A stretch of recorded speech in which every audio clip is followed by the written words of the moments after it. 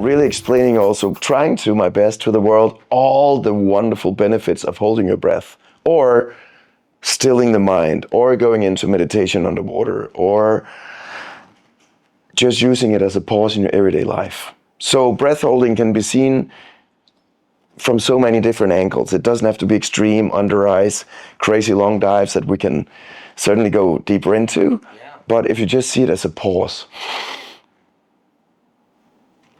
a way to still your body and your mind and reset, then that's a good starting point, at least, I think. Amazing. And just feel this calming sensation rolling over your body. And realizing that you have plenty of oxygen, the life energy, life source. CO2 is what many people think of as a waste product. Mm-hmm. It is a part of the metabolic process. It's a gas, carbon dioxide, and it's blown out from the exhale with other things you don't need. Toxins, waste products. A lot of things are cleansed through the lungs, not just spleen, liver, kidney. Those are the cleansing organs, but you also cleanse a lot through your breath. When you create energy from the oxygen you take in and the food you eat, then you produce ATP, adenosine triphosphate. It's a little molecule with some bridges, some connections, phosphorus creations of energy. And when they break, you release energy. That's how we live. It's then broken into adenosine diphosphate, so 2 instead of 3. So it doesn't matter the chemistry, the biochemistry. It just means that oxygen is used with the sugars or the food we eat to create energy. Christian Bohr, also the famous Niels Bohr, both Nobel laureates, and Christian Bohr, Nobel Prize winner, described the Bohr effect. And the Bohr effect, or the Bohr-Haldane, there was another researcher called Haldane, but the Bohr-Haldane effect describes how, well, it goes this way if you're looking this way, the sigmoidal curve, that when you have more CO2, the pH drops. So you get more acidic. Okay. And the pH dropping, the more H+, the more free hydrogen ions, the more you can deliver oxygen to every single cell, because when pH, when the acidity, would call it, is climbing, or the pH is dropping, the affinity of oxygen is smaller. In other words, to describe it in a simple way, when you hold your breath and CO2 climbs and H+ climbs, then on the curve of the Bohr effect describes that the affinity is smaller for the hemoglobin molecule. So the hemoglobin molecule is an iron-rich molecule that has 4 wheels, like a car. On each wheel there's an oxygen molecule, 4 molecules in total. And it's easier for the hemoglobin, the red blood cell, to release oxygen when the affinity is less. And CO2 pushes that from the Bohr effect. So it's easier for the body to absorb oxygen when you have more CO2. Wow. So that's interesting, right? Because it's very interesting. Because we think about it as the opposite most of the time. Get rid of the CO2 in the body, right? Because it's an exhale. So you're saying that the more CO2 in the body... Science is saying. I'm just explaining it in a way that doctors don't explain it. For athletes, for better health, better blood perfusion. You increase blood perfusion and oxygen delivery holding your breath momentarily. And then on the long run, you produce more EPO from breath holds. Splenic contraction is well described.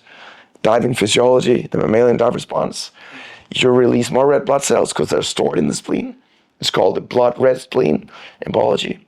And then on a long-term effect, that's why I train athletes, Tour de France riders, Olympian athletes, Madison Keys, who just won the Australian Open, Victor Axelsen, who just won the double gold. I train all these athletes and soldiers because they want the cutting-edge science to help them in their performance. And when you produce EPO over long term, naturally, from hypercapnic and hypoxic intermittent training, you have a better blood function, so your blood profile becomes stronger, and you can carry more oxygen. So it's what I call natural doping. And that's what I've been teaching for the last 2 decades. I used to have this saying where it's like you can you can go without eating for like weeks or maybe months. Let's say months. You can go without water for however long. A month, probably. Maybe months as well. But with the breath, Or days. generally with the breath, I was saying you can go without that for like a few minutes. But in your case and some other cases, longer than a few minutes. Yeah, but still just minutes, right? So months for not eating, days or weeks for not drinking water, minutes for breathing, right? And so that's why also breath is such the vital essence of our life, because we always talk about food and water, so Exactly. but breath, without that, and you're done. And you see an effect from fasting. I love to do the 5-3, like the biggest bang for the buck, the biggest buck for the bang, or whatever you say, right? So you do, I did last summer, which is scientifically what should be the best way, right? So from weekend to weekend, so 120, 130 hours without food, right? So Sunday to Saturday, so just 5 days. And I would do it all summer, so June, July, August, so we have kind of the additive effect. So the body starts to learn, talking about metabolic rate again. Oh, we got to keep ourselves on the toes. We got to get ready. What's coming? We got to utilize what we have and build the best, mechanism for using the food we have, the reserves we have, go into ketogenesis, burn fat, some of the protein, rethink the enzymatic process, energy production, utilization of oxygen.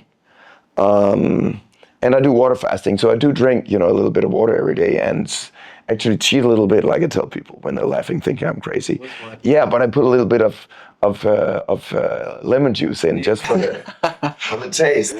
So I'm like, oh, but that's not cheating. You're mad. You're getting a drop of lemon, and you think you're cheering. Yeah, but I do buy 5 lemons, organic lemons, and I have a lemon a day. So it's like that's my cheat meal. Mike gets it. But it's actually also to be smart and have that little bit of extra vitamin. Yeah, the electrolytes also. And for the electrolyte and vitamin C. Yeah. But it's for the electrolyte to bind the water. So that's just my take on it. I wanted to become the first human on the planet to hold my breath for more than 20 minutes. In training, in an official record attempt, nobody had done it. Nobody, even close. So I thought, why don't I see if I can become the first out of 7 billion people on the planet to hold my breath more than 20 minutes. So I trained for that. So honestly speaking to you guys, the ice diving was doable for me. I went on to beat it with quite a bigger distance, right? In 2012, when I also moved the world record in breath holding to 22 minutes, straight numbers. But in 2010, on April 1st, I jumped in a shark tank, also to have some fun, because I'm very childish. So I realized kids would find it extremely boring. For a guy who's floating for 20 minutes, extremely boring, right? I'm even getting bored and yawning, literally yawning, like I have this reflex trained from my freediving. When I relax, I have to relax, I go into yawning. Vagus nerve activation, it's instant. To calm yourself down, I call it relax on demand. And I use it to breathing, but let's get back to that after for your audience for a little exercise. Yeah, but anyways, so I trained, and on 1st of April, I jumped in the shark tank, held my breath, 20 minutes, 10 seconds, to commemorate the year of 2010. Wow. I did it on April 1st to make it an April's Fool. Ha ha ha. Nobody believed it was true. It was true. I was on the front page in every newspaper the day after. Because, Reuters, the world's agency of photos and news, Reuters got the photos. The photos of me in the shark tank floating became the world photo of the day. Wow. It went crazy viral without any plan and strategy. So without any planning of going viral. I think there was not even a word called viral in 2010. Maybe Mike invented it on YouTube with the app stuff, six-pack stuff. But it went viral. Yeah. By pure luck, pure chance. And then it was in every newspaper because they can take these photos for free from Reuters. So mean. It was just luck, random luck, this shark and this guy floating, this crazy guy. So I did 20 minutes, 10 seconds. And the ice dive was a mental preparation to be able to stay underwater that long. Honest to God, honest, that's the truth. So it was a mental preparation for me and the body and the mind speaking of your podcast title, right?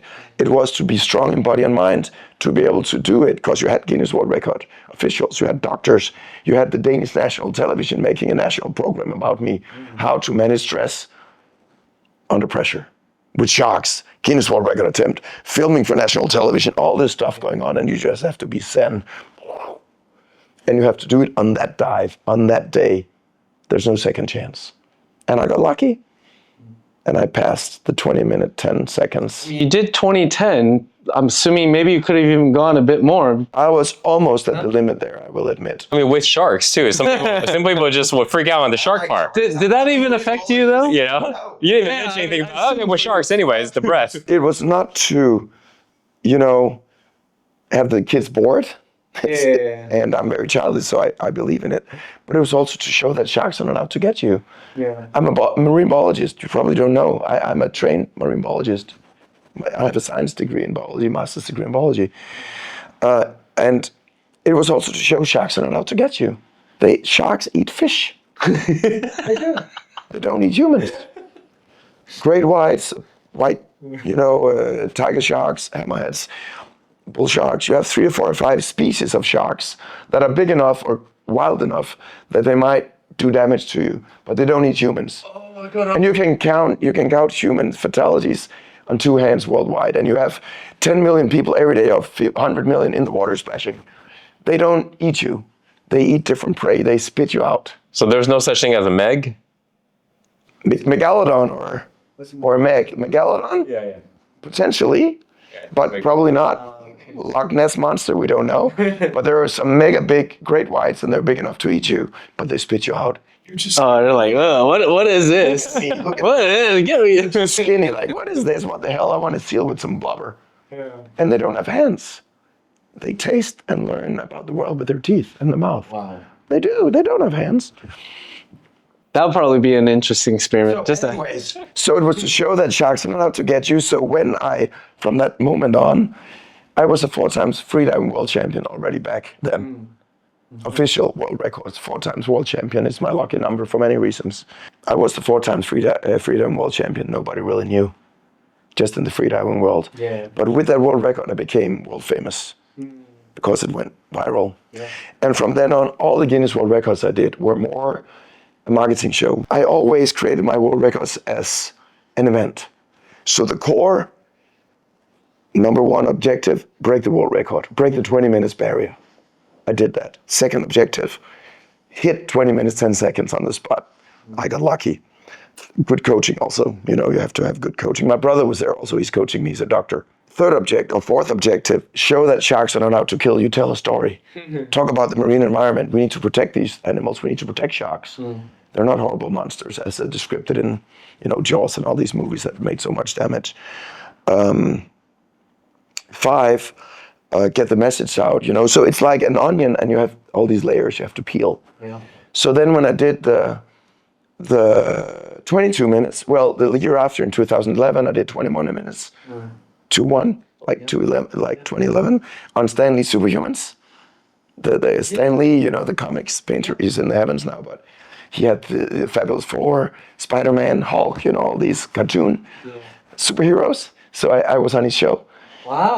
And I was like, on this Superhuman show. And I did 21 minutes.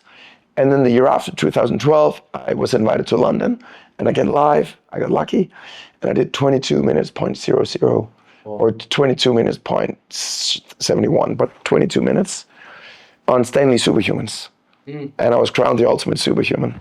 So this is where you cut and use this. I was the ultimate superhuman on Discovery Channel. Crowned by the Discovery Channel, as you do much more in marketing, or if you use it, you can put it in the highlight. But when I did 22 minutes, they crowned me the ultimate superhuman. And I won against other people doing other, like parkour and Marinelli band and other superhuman feats. But it was still a strange thing to win, because it was like apples and bananas, and it was like mixing things you can't really compare. Yeah. So I had the utmost respect for the other athletes, climbing buildings, this French guy, Spider-Man, right? And this Chinese woman doing the Marinelli band, crazy training with the neck, like the butterfly band, and this parkour guy from LA, and all these other athletes. But the panel thought I had the most crazy body-mind control to hold my breath for 22 minutes.